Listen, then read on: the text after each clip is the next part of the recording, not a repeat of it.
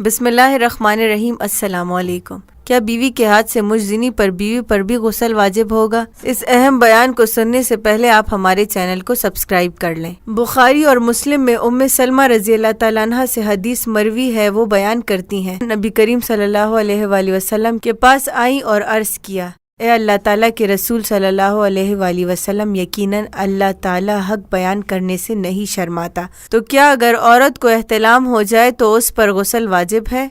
नबी करीम सल्लल्लाहु अलैहि वसल्लम ने फरमाया, जब वो पानी देखे तो गुस्ल करे।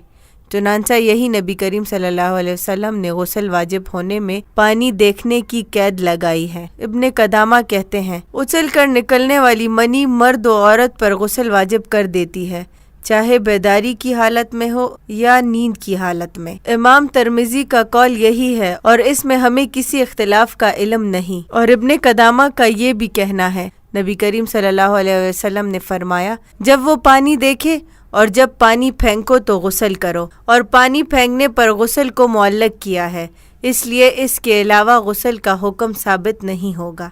यहाँ हम खावन को एक तनबीह करना चाहते हैं कि ये हालत शरई तौर पर काबिल कबूल नहीं कि वो अपनी बीवी के साथ इसके या अपने किसी रिश्तेदार के साथ इस तरह रहे कि वो बीवी के मुनासिब तरीका मुआशरत व मुबाशरत ना कर सकता हो, और ना तो वो अपने और ना ही अपनी बीवी के राज को महफूज रख सकता हो। इब्ने मुफला कहते हैं, खावन पर उसकी बीवी का नान व नफका और इसका लिबास व रिहाइश का इंतज़ाम करना लाजिम है, और इसी तरह इस तरह की औरत की मसलहत में जो कुछ किया जाता है वो भी अच्छे तरीके से पूरा किया जाए। अगर आप भी अपने किसी मसले के बारे में हमसे पूछना चाहते हैं तो हमें मेल के ज़रिए या वीडियो के कमेंट बॉक्स में हमसे पूछ सकते हैं।